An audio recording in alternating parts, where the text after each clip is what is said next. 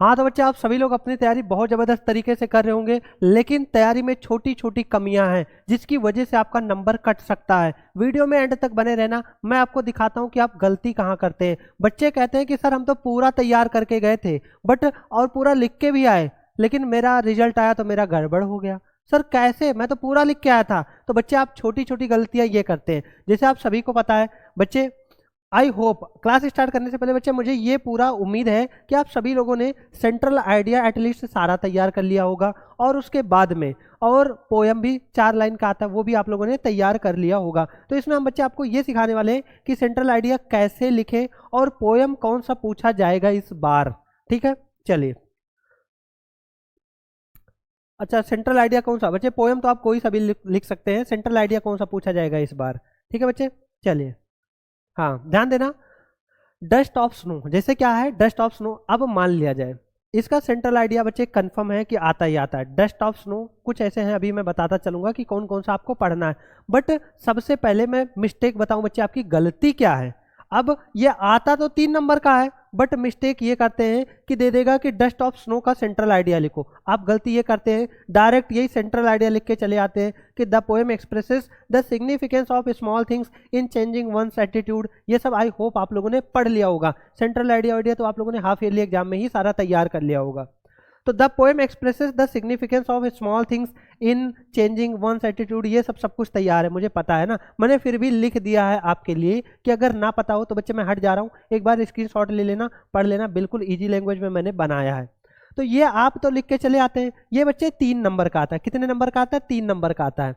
और अगर आप ये पूरा लिख के आते हैं तो आपको 3 में से 2 नंबर मिलेगा। अब आप कहेंगे सर सेंट्रल आइडिया आता है 1 नंबर का है काटेगा, हम तो पूरा लिख के आए। लेकिन भाई आप ये नहीं लिख के आए पोयम नेम और पोएट का नेम, यानी आपको पोयम का नेम लिख के आना कि कौन सा पोयम लिख रहे हैं और उसके पोएट कौन है। ये बहुत इंपॉर्टेंट चीज है, ये छोटी सी गलती आपका 1 नंबर कटवा देता है इसमें। और यही सेम हाल है, आप उसमें पोयम में भी बच्चे यही मिस्टेक करते हैं। तो यही छोटी सी चीज मुझे बतानी थी और इसी के लिए मुझे पूरी वीडियो लेके आनी पड़ी।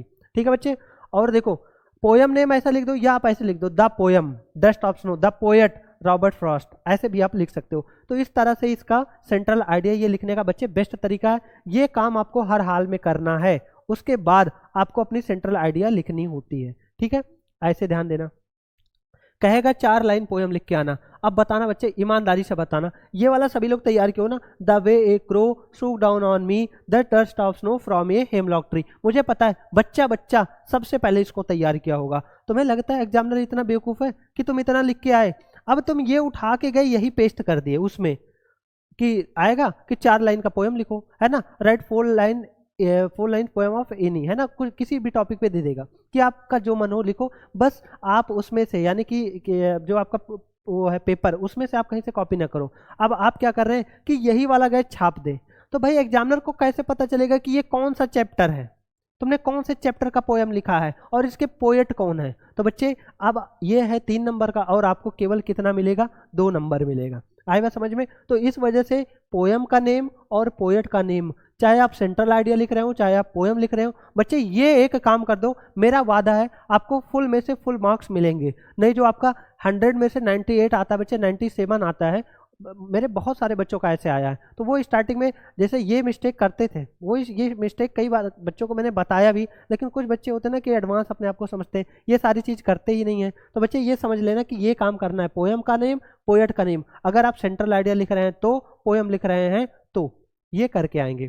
तो ये हो गया बच्चे इसका पूरा। चाहे हाँ स्क्रीनशॉट आप ले सकते हैं कि डस्ट ऑफ स्नो का सेंट्रल आइडिया इस वजह से नहीं पढ़ा रहा क्योंकि आप अब तक तैयार कर चुके होंगे, है ना। तो बच्चे ये इसका पूरा हो गया सेंट्रल आइडिया, ये हो गया इसका पोएम। बहुत इंपॉर्टेंट है, हद से ज़्यादा इंपॉर्टेंट है यार, है ना। ये समझो अगर यही इतना तैयार कर लिए, यही 2 स्लाइड, लगभग आपकी 6 नंबर तैयार, कोई दिक्कत नहीं है, बाहर इससे नहीं आएगा। फिर उसके बाद बच्चे फायर एंड आइस, इसमें भी ऐसे में लिखना है पोएम का नेम पोएट का नेम, सेंट्रल आइडिया ऐसा आप नीचे लिख दिया करो, पोएम का नेम पोएट का नेम नीचे, फिर बच्चे सेंट्रल आइडिया, फिर ये लिखना स्टार्ट किया करो। ठीक, नेक्स्ट फायर एंड आइस का। अब ये बच्चे क्या है, पूरा पोएम है ना, ये भी तैयार कर लो कि कुछ लोग कहते हैं कि पृथ्वी का अंत फायर से होगा, कुछ लोग कह रहे हैं बर्फ से होगा, है ना। बट जो मैंने अभी तक का मैंने टेस्ट किया है, यानी मैंने जो फील किया है, कि वो इंसान की इच्छाएं जो हैं वो दुनिया में को एक दिन ख़त्म कर देंगी। I hold those who favour fire, यानी जो फायर को लेके कहते हैं कि फायर से दुनिया खत्म होगी, मैं उनकी बात पे भी ट्रस्ट करता हूँ, है ना। तो ऐसे आप इसको चाहे तैयार कर लीजिए, है ना। 4 लाइन का पोयम आप कम से कम 2-3 तैयार कर लीजिएगा, 2 भी तैयार कर लीजिए सफिशियंट है।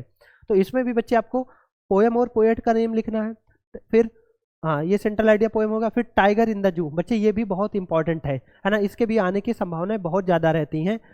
तो इसका ये भी सेम देख लो, इसके कौन है राइटर, उनके दोनों के तो बच्चे पोएट है कौन, Robert Frost. Dust of snow fire and ice दोनों के पोएट है रॉबर्ट फ्रॉस्ट।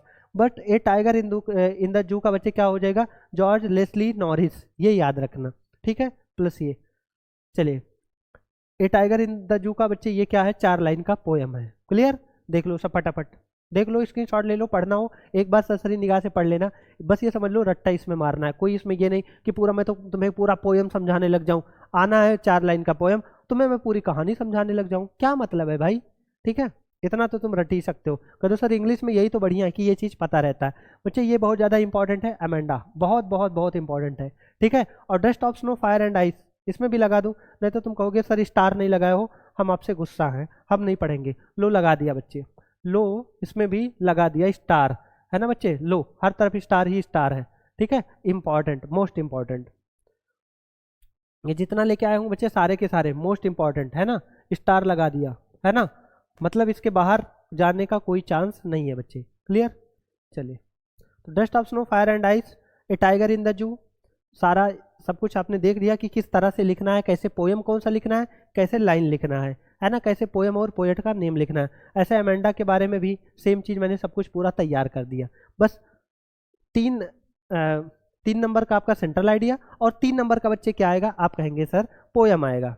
तो उसमें आपका चैप्टर का नाम मेंशन करना है बच्चे, और जो आपके राइटर हैं यानी कि जो आपके पोएट हैं उनका नाम मेंशन करना है। तो बस ये चीज़ ध्यान रखना कि 3 नंबर ये रहा और 3 नंबर ये रहा, मतलब पोयम का नेम, पोएट का नेम। अच्छा, एक और इसमें मैंने बच्चे मेंशन नहीं किया है, द बाल पोयम। क्या है बच्चे, द बाल पोयम। थोड़ा सा इसको एक बार देख लीजिएगा। या फिर the tale of a custard dragon, है ना, ये the tale of a custard dragon, ये बहुत बहुत ज़्यादा इंपॉर्टेंट है, मतलब इसमें से तो आएगा ही आएगा, बट इन दोनों में से भी आने की संभावना है। तो एक बार पढ़ लीजिएगा, सेंट्रल आइडिया केवल एक बार देख लीजिएगा, द बाल पोयम, फिर द टेल कस्टर्ड ड्रैगन, है ना, ये वाला जो पोयम है, नाम एग्जैक्ट नहीं याद आ रहा। तो 3 नंबर बच्चे, 3 नंबर ये 6, और 1 नंबर मैं तुम्हें फिक्स बता दे रहा हूँ कि क्या करो, हर चैप्टर के राइटर यानी कि पोएट का नाम जरूर से जरूर याद कर लो, है ना।